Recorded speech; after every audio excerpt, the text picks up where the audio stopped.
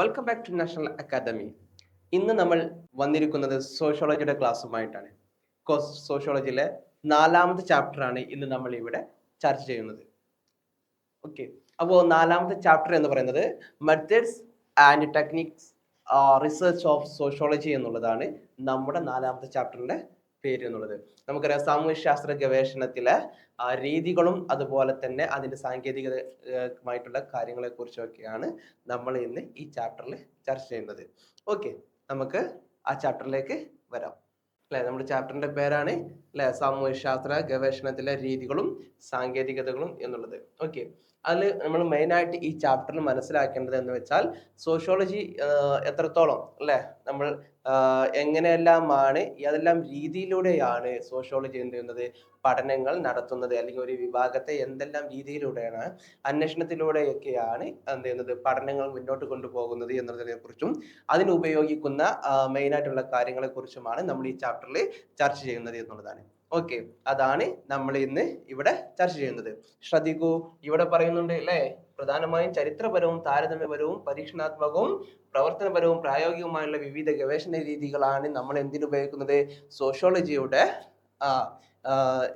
പഠനത്തിന് വേണ്ടിയിട്ട് നമ്മൾ എന്ത് ചെയ്യുന്നത് ഉപയോഗിക്കുന്നുള്ളത്. അതിന് മെയിനായിട്ട് ഉപയോഗിക്കുന്നതാണ് എന്ത് ഏതൊക്കെയാണ് സാങ്കേതിക വിദ്യകൾ എന്തെല്ലാമാണ്. ഓക്കെ, നിരീക്ഷണം, സർവേ, കേസ് സ്റ്റഡി, അതുപോലെ തന്നെ ചോദ്യാവലികളും അഭിമുഖങ്ങളും എല്ലാമാണ് നമ്മൾ മെയിനായിട്ട് സോഷ്യോളജിയുടെ പഠനത്തിന് വേണ്ടിയിട്ട് നമ്മൾ നടത്തുന്നത് എന്നുള്ളതാണ്.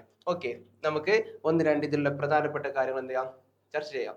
ഓക്കെ, നമ്മൾ പറഞ്ഞു സോഷ്യോളജി എന്ന് പഠിക്കുമ്പോൾ അല്ലെ, സോഷ്യോളജിയുടെ പഠനം നടത്തുമ്പോൾ നമ്മൾ പ്രധാനമായും ഹിസ്റ്ററി അല്ലെ അവരുമായിട്ടൊരു ബന്ധം അല്ലെ നമ്മൾ നടത്തുന്നു എന്നുള്ളതാണ്.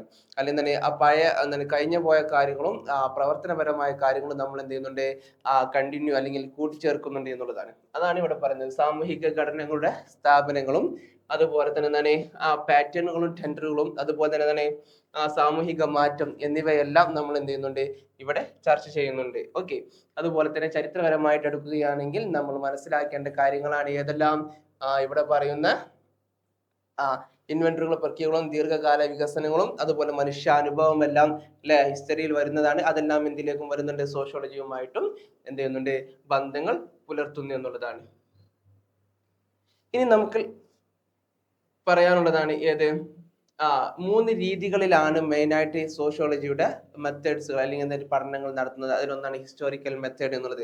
എന്താണ് ഹിസ്റ്റോറിക്കൽ മെത്തേഡ് എന്ന് നമുക്ക് എന്ത് ചെയ്യാം, ചർച്ച ചെയ്യാം. നമുക്കറിയാം, സാമൂഹ്യ ശാസ്ത്രവും ചരിത്രവും അവയുടെ രീതിശാസ്ത്രത്തിലെ ശ്രദ്ധയും വ്യത്യാസപ്പെട്ടിരിക്കുമ്പോൾ അവ പരസ്പര പൂരകമായ വിഷയങ്ങളാണ് അല്ലെ. നിലവിലെ സാമൂഹിക പ്രതിഭാസങ്ങളെ വിശദീകരിക്കാൻ സഹായിക്കുന്ന ഒരു സൈദ്ധാന്തിക അതുപോലെ തന്നെ ഉൾക്കാഴ്ചകളും അനുഭവപരമായ ഡാറ്റയും സോഷ്യോളജി നൽകുന്നു. അതേസമയം ചരിത്ര ഭൂതകാല സംഭവങ്ങൾ വർത്തമാനത്തെയും ഭാവിയെയും എങ്ങനെ രൂപപ്പെടുത്തുന്നു എന്നതിനെ കുറിച്ചുള്ള ആഴത്തിലുള്ള സാന്ദർഭിക ധാരണകൾ നൽകുന്നു. സാമൂഹിക ജീവിതത്തെ പരിശോധിക്കുന്നത് വ്യത്യസ്ത ലെൻസുകൾ നൽകിക്കൊണ്ട് നിന്നു 2 മേഖലകളും മനുഷ്യ സമൂഹങ്ങളെ കുറിച്ചുള്ള നമ്മുടെ ധാരണ എന്ത് ചെയ്യുന്നു, സമ്പന്നമാകുന്നു. എന്ന് വെച്ചാൽ നമ്മുടെ എന്ത് ചെയ്യുന്നു, നമ്മളെ ഇവിടെ സോഷ്യോളജിയും ഹിസ്റ്ററിയും എന്ത് ചെയ്യുന്നു, നമ്മളെ എന്ത് ചെയ്യുന്നു, നമ്മുടെ മനുഷ്യ പഠനത്തെ എന്ത് ചെയ്യുന്നു, വളരെ സഹകരിക്കുന്നു അല്ലെങ്കിൽ സഹായിക്കുന്നു എന്നുള്ളതാണ്. ചരിത്രത്തിൽ കണ്ടെത്തിയ കാര്യങ്ങൾ എന്ത് ചെയ്യുന്നു, സോഷ്യോളജിയും അതുപോലെ തന്നെ എന്താണ് വർത്തമാന കാലങ്ങളും എന്ത് ചെയ്യുന്നു കൂട്ടിച്ചേർത്ത് കൊണ്ടാണ് എന്ത് സോഷ്യോളജിയുടെ പഠനം മുന്നോട്ട് പോകുന്നത് എന്നുള്ളതാണ്. ഓക്കെ, മറ്റൊരു രീതിയാണ് താരതമ്യ രീതി. മറ്റുള്ള കാര്യങ്ങളുമായിട്ട് താരതമ്യം ചെയ്തുകൊണ്ടുള്ള പഠന രീതിയാണ് താരതമ്യ രീതിക്ക്. സോഷ്യോളജിയിൽ എന്താണ് ആയത്തിലുള്ള വേരോട്ടമുണ്ട് അല്ലെ. ആദ്യകാല സാമൂഹിക ശാസ്ത്രജ്ഞന്മാരായ എമിൽ ഡർക്കീമും അതുപോലെ മാക്സ് വെബറും എന്നിവർ ഇന്ന് വ്യാപകമായി ഉപയോഗിക്കുന്ന ഒരു രീതിയായിരുന്നു ഏത്, താരതമ്യ രീതി എന്നുള്ളത് അല്ലെ. ആത്മഹത്യ സാമൂഹിക കാരണങ്ങൾ മനസ്സിലാക്കൽ. ഡർക്കീം വിവിധ രാജ്യങ്ങളിലെ ആത്മഹത്യാ നിരക്കുകളെ താരതമ്യം ചെയ്തും അതേസമയം തന്നെ വെബർ മതവും സാമ്പത്തിക സ്വഭാവവും തമ്മിലുള്ള ബന്ധം വിശകലനം ചെയ്യാൻ വിവിധ സമൂഹങ്ങൾ എന്ത് ചെയ്തു, വിവിധ സമൂഹങ്ങളെ പരിശോധിക്കുകയും ചെയ്തു എന്നുള്ളതാണ്. അതുകൊണ്ട് തന്നെ മറ്റുള്ള രീതികളുമായിട്ട് താരതമ്യം ചെയ്തുകൊണ്ട് പഠനം നടത്തുക എന്നുള്ളതാണ് സോഷ്യോളജിയുടെ ഏറ്റവും ഇമ്പോർട്ടന്റ് ആയിട്ടുള്ള രീതിയാണ്. മറ്റൊരു രീതിയാണ് എന്ത്, താരതമ്യ രീതിയിലെ വ്യത്യസ്ത ഘട്ടങ്ങൾ നമുക്ക് എന്ത് ചെയ്യണം, ഒന്ന് ചർച്ച ചെയ്യാം. ഏതൊക്കെയാണ് വരുന്നത്, ഇവിടെ വരുന്നത് നമുക്ക് 5 സ്ഥിതികളാണ് അല്ലെ. കേസുകളുടെ തെരഞ്ഞെടുപ്പ്, സങ്കല്പയുടെ പ്രവർത്തനവൽക്കരണം, ഡാറ്റ ശേഖരണം, വിശകലനം, അതുപോലെ തന്നെ താരതമ്യം ചെയ്യുക, അതുപോലെ ഡ്രോയിങ് നിയമങ്ങൾ.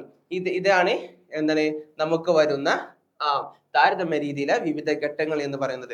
ഓക്കെ, നെക്സ്റ്റ് നമുക്ക് വരുന്നത് എന്താണ്? പരീക്ഷണാത്മക രീതി അല്ലെ, എക്സ്പെരിമെന്റൽ മെത്തേഡ് അല്ലെ, അതാണ് നമുക്കിനി വരുന്നത്. നിയന്ത്രണവും വ്യവസ്ഥാപിതവുമായ നിരീക്ഷണത്തിലൂടെയും അതുപോലെ തന്നെ അളവെടുപ്പിലൂടെയും സാമൂഹിക പ്രതിഭാസങ്ങളെ അന്വേഷിക്കാൻ ഉപയോഗിക്കുന്ന ഒരു സമീപനമാണ് സോഷ്യോളജിയിലെ പരീക്ഷണാത്മക രീതി എന്നുള്ളത്. ഇതാണ് എന്ത്? എക്സ്പെരിമെന്റൽ മെത്തേഡ് എന്ന് പറയുന്നത്. ഓക്കെ, ഇനി ഇതിന്റെ ഗുണങ്ങളും ദോഷങ്ങളുമാണ് മെയിൻ ആയിട്ട് ഈ ചാപ്റ്ററിൽ പറയുന്ന മറ്റൊരു പ്രത്യേകത അല്ലെ. ഗുണങ്ങൾ എന്ന് പറയുന്നത് അതിന് നിയന്ത്രണങ്ങൾ, എന്താണ്, വേരിയബിളുകളുടെ മേലുള്ള ഉയർന്ന തരത്തിലുള്ള നിയന്ത്രണം കാരണം എന്താണ് ബന്ധങ്ങൾ കൃത്യമായ നിർണയത്തിന് എന്തെങ്കിലും അനുവദിക്കുന്നു എന്നുള്ളതാണ്. അതുപോലെ തന്നെ റെപ്ലിക്കേഷൻസ്, ഫലങ്ങൾ പരിശോധിക്കാൻ പരീക്ഷണങ്ങൾ ആവർത്തിക്കാനും എന്താണ് പറ്റുന്നതാണ് എന്നുള്ളതാണ്. മൂന്നാമതാണ് വ്യക്തിഗതമാണ്, പരിവർത്തനപരമായ നിർവചനങ്ങളും വേരിയബിളുകളും എന്തെങ്കിലും അളവും കാര്യങ്ങളും എല്ലാം എന്തെന്നു വ്യക്തമാക്കുന്നു എന്നുള്ളതാണ് ഏത് എക്സ്പെരിമെന്റൽ മെത്തേഡ് എന്നുള്ളത്. അതിന്റെ ദോഷങ്ങളാണ് നമ്മൾ പറയുന്നത്. എന്താണ് ദോഷങ്ങൾ എന്ന് പറയുന്നത്? കൃത്രിമത്വം അല്ലെ, എന്നാൽ ലബോറട്ടറി ക്രമീകരണങ്ങൾ യഥാർത്ഥ ലോക സാഹചര്യങ്ങളെ കൃത്യമായി പ്രതിഫലിച്ചേക്കില്ല എന്നുള്ളതാണ്. മറ്റൊരെന്താണ്? ധാർമ്മിക ആശയങ്ങൾ, ചില പരീക്ഷണങ്ങളിൽ നൈതികമായിട്ടുള്ള പ്രശ്നങ്ങൾ ഉൾപ്പെട്ടേക്കാം അല്ലെ, പ്രത്യേകിച്ച് മനുഷ്യ വിഷയങ്ങളെ ബാധിക്കുന്ന എന്ത് ചെയ്യാം അതിൽ ഉൾപ്പെട്ടേക്കാം എന്നുള്ളതാണ്. മറ്റൊരു കാര്യം എന്താണ്? ലിമിറ്റഡ് സ്കോപ്പ്, സങ്കീർണതയും വ്യതിയാനവും കാരണം എല്ലാ സാമൂഹിക പ്രതിഭാസങ്ങളും പരീക്ഷണാത്മകമായി പഠിക്കാൻ കഴിയുകയില്ല.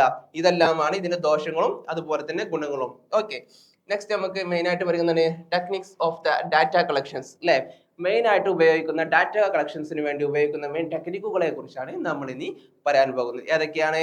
ഒന്നാമത് സർവേകളാണ് അല്ലെ, രണ്ടാമത് വരുന്നത് അഭിമുഖങ്ങൾ, അതുപോലെ തന്നെ നിരീക്ഷണങ്ങൾ, കേസ് സ്റ്റഡീസ്, അതുപോലെ ദ്വിതീയ ഡാറ്റ വിശകലനം.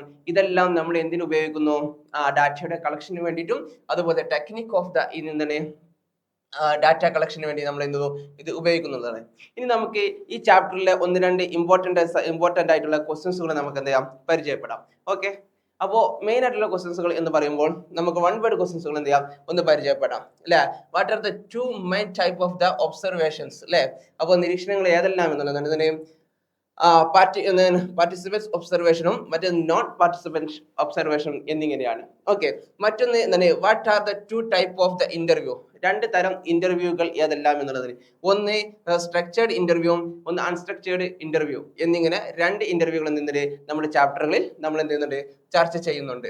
ഓക്കെ, ഇനി വൺ വേർഡ് ക്വസ്റ്റ്യൻസുകൾ ഇന്ന് എക്സാമിന് വരുന്ന അധികവും വൺ വേർഡ് ക്വസ്റ്റ്യൻസുകൾ ആയതുകൊണ്ട് മെയിൻ ആയിട്ടുള്ള ഒന്ന് രണ്ട് വൺ വേർഡ് ക്വസ്റ്റ്യൻസുകൾ നമ്മൾ എന്ത് ചെയ്യാം ഇവിടെ ചർച്ച ചെയ്യാം. ഇവിടെ നോക്കൂ, ഇനി പറയുന്നവയിൽ ഏതാണ് ഗുണകരമായ ഗവേഷണ രീതി അല്ലാത്തത് എന്നുള്ളതാണ്.